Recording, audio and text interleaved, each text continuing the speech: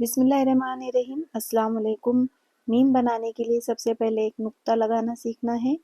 उसके बाद में नुक्ते से हमें गाउदम की शक्ल बनानी है, यानी एक तरफ से इसका सिरा चौड़ा और दूसरी तरफ पतला, इस तरह से थोड़ा अब इसे हम गोलाई देते हुए बनाएंगे। इसकी चौड़ाई और ऊंचाई 3-3 कत होती है।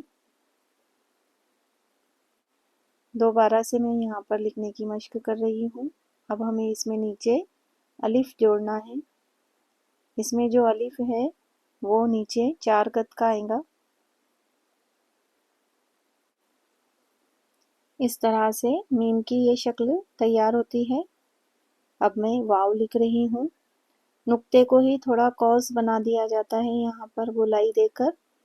ये ऊपर से कॉस बना और अब नीचे छोटी रे को यहाँ पर जोड़ना है। इस तरह से ये वाव की जो ऊंचाई है वो 2.5 से 3 कत होती है।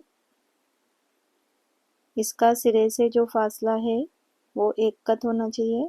अब मैं हाय हवस लिख रही हूँ जो कि 1.5 कत चौड़ाई का होता है। ये ऊपर से गोलाई लेते हुए नीचे हमें हाफ सर्कल इसमें जोड़ना है।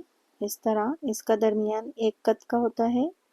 वीडियो देखने के लिए बहुत शुक्रिया। अल्लाह हाफिज़।